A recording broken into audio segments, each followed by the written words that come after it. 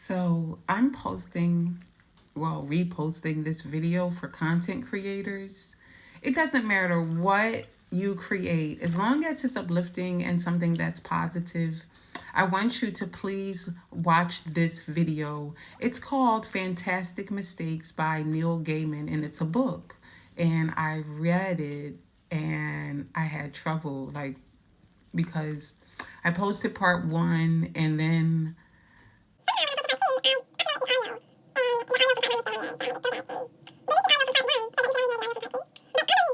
had trouble posting this because I posted it again today and I had to repost it twice. Is because somebody needs to hear this message. This video is for content creators. If you are a content creator, you are going to so appreciate this man's message. His name is Neil Gaiman, and it doesn't matter what you create, as long as it's something that's great. You could create pizza, and this is like the art of your life. This book that I recited is so great for anyone who treats what they create as an art. This book is for the artists. So I ask that you please enjoy, and please follow me at Oracle Candles for more. Thank you. And we're going to share part 3 this evening. Fantastic Mistakes. Neil Gaiman's Make Good Art speech, part 2. And after that, the biggest problem of success is that the world conspires to stop you doing the thing that you do because you are successful. There was a day when I looked up and realized that I had become someone who professionally replied to email and who wrote as a hobby. I started answering fewer emails and was relieved to find I was writing much more. Fourthly, I hope you'll make mistakes.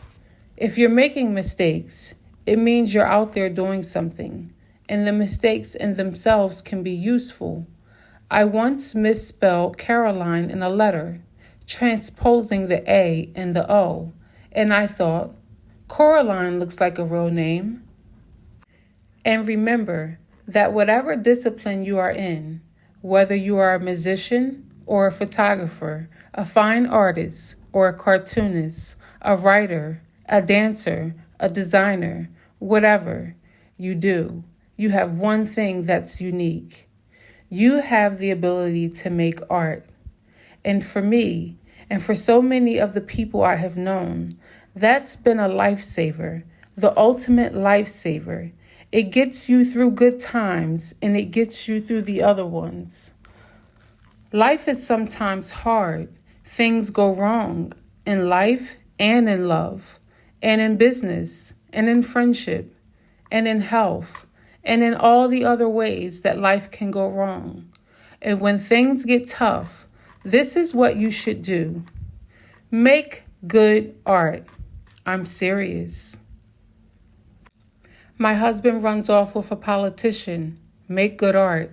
Leg crushed and then eaten by mutated boa constrictor. Make good art. IRS on your trail? Make good art. Your cat exploded? Make good art. Somebody on the internet thinks what you do is stupid or evil or it's all been done before. Make good art. Probably things will work out somehow, and eventually time will take the sting away, but that doesn't matter.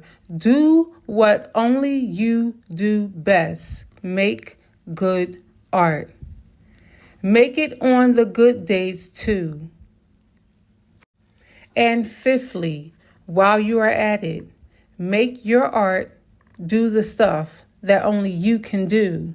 The urge, starting out, is to copy. And that's not a bad thing. Most of us only find our own voices after we have sounded like a lot of other people. But the one thing that you have that nobody has is you, your voice, your mind, your story, your vision. So write and draw and build and play and dance and live as only you can. The moment that you feel that, just possibly you're walking down the street naked, exposing too much of your heart, and your mind and what exists on the inside, showing too much of yourself, that's the moment you may be starting to get it right. The things I've done that worked the best were the things I was the least certain about, the stories where I was sure they would either work or more likely be the kinds of embarrassing failures people would gather together and talk about until the end of time. They always had that in common. Looking back at them, people explain why they were inevitable successes while I was doing them. I had no idea. I still don't. And where would be the fun in making something you knew was going to work? And sometimes the things I did really didn't work. There are stories of mine that have never been reprinted. Some of them never even left the house. But I learned as much from them as I did from the things that worked. Sixthly, I will pass on some secret freelancer knowledge. Secret knowledge is always good, and it is useful for anyone who ever plans to create art for other people. To enter a freelance world of any kind, I learned it in comics, but it applies to other fields too. And it's this. People get hired because somehow they get hired. In my case, I did something which these days would be easy to check and would get me into trouble. And when I started out in those pre-internet days, seemed like a sensible career strategy. When I was asked by editors who I worked for, I lied. I listed a handful of magazines that sounded likely, and I sounded confident, and I got jobs. I then made it a point of honor to have written something for each of the magazines I listed to get that first job, so that I hadn't actually lied. I'd just been chronologically challenged. You get work however you get work. People keep working in a freelance world, and more of today's world is freelance because 1, their work is good. 2, and because they are easy to get along with. 3, and because they deliver the work on time. And you don't even need all 3. 2 out of 3 is fine. Because 3 minus 2 equals 1. People will tolerate how unpleasant you are if your work is good and you deliver it on time. They'll forgive the lateness of the work if it's good and if they like you. And you don't have to be as good as the others if you're on time, and it's always a pleasure to hear from you. When I agreed to give this address, I started trying to think what the best advice I've been giving over the years was. And it came from Stephen King 20 years ago, at the height of the success of Sandman. I was writing a comic that people loved and were taking seriously. King had liked Sandman and my novel with Terry Pratchett, Good Omens. And he saw the madness, the long singing lines, all that, and his advice was this. This is really great. You should enjoy it. And I didn't. Best advice I got that I ignored. Instead, I worried about it. I worried about the next deadline, the next idea, the next story. There was a moment for the next 14 or 15 years that I wasn't writing something in my head or wondering about it. And I didn't stop and look around and go, this is really fun.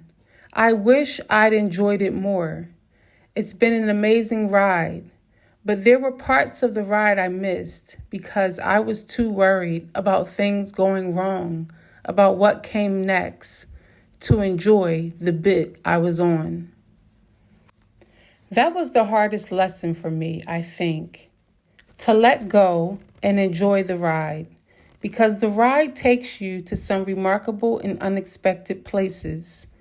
And here on this platform today is one of those places I am enjoying myself immensely. To all today's graduates, I wish you luck. Luck is useful. Often you will discover that the harder you work and the more wisely you work, the luckier you get.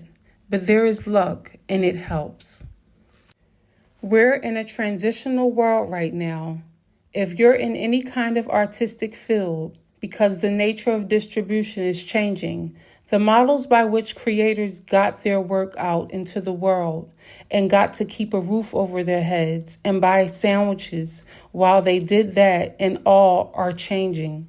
I've talked to people at the top of the food chain in publishing and book selling and all those areas, and nobody knows what the landscape will look like 2 years from now, let alone a decade away.